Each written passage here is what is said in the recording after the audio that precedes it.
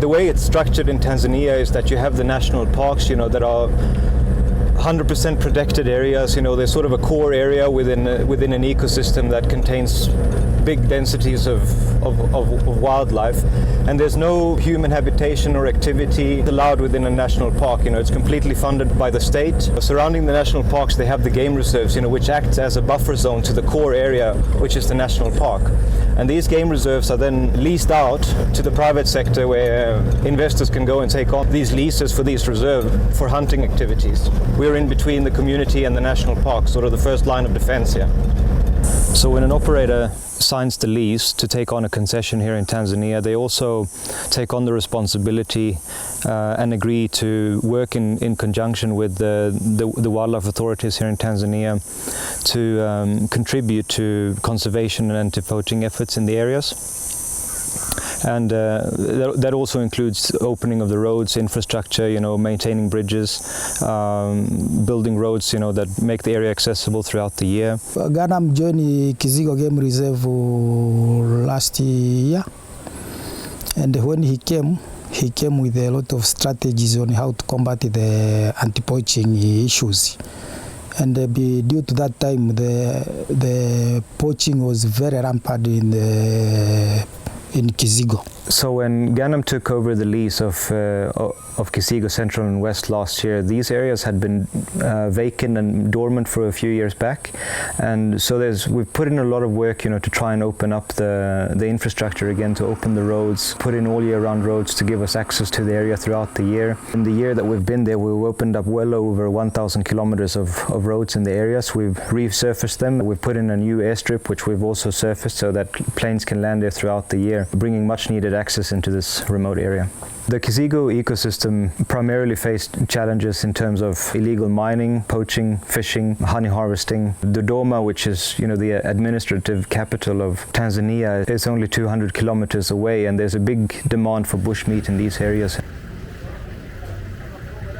Poachers, when they enter in the game reserves, especially here in Kizigo, they are not targeting one resource. They are going there to get anything they want. There's been a lot of challenges in this area, particularly with illegal mining. Locals come in from far away to go into the mountains in the area to mine for gold. If they meet with the animal, they shoot the animals. If they meet the honey hives, they work on it. They work on lumbering. Cutting down these beautiful mahogany trees that have taken 200 years to grow to what they are, and are cut down in a matter of hours, only to make a few planks and then made into a table, which is really a tragedy in these areas. To be able to operate successfully in these remote concessions out here, it's important to have a good working relationship with the Tanzania Wildlife Authority, and we're always in close communication with the project managers and the anti-poaching coordinators, for example. These areas are big, they're difficult to access. We need all the help that we can get. Our challenges here become much easier to handle when we work together. I advise him to, if possible, we can add more game scouts to support the rangers, because we are not enough to cover all the area. He agreed with that proposal, and we hired about 10 village game scouts. And after hiring those 10 village game scouts, we split them in two main groups. 5 village game scouts with the ranger from Kizigo, we form one team, and another 5, we form another team. Ganam has 7 permanent workers who are dealing with anti-poaching. We add those 7, we form another third group. With those third groups, we split it to the all points which we think there is severe poaching incidences. And from that time, the poaching incidences reduced by about, we can say, 90%. The Muhesi Game Reserve is adjacent to the Kizigo Game Reserves in the north, and it's part of this whole Kizigo Rungwa Muhesi ecosystem. It's been vacant for many years, hasn't had a tender in it for a long time, and with that, there hasn't been a lot of conservation efforts in the area. So we take it upon ourselves to extend our patrols into this area too, because when things go wrong in Muhesi, that spills over into Kizigo. So we try to help as much as we can in these areas that are vacant too.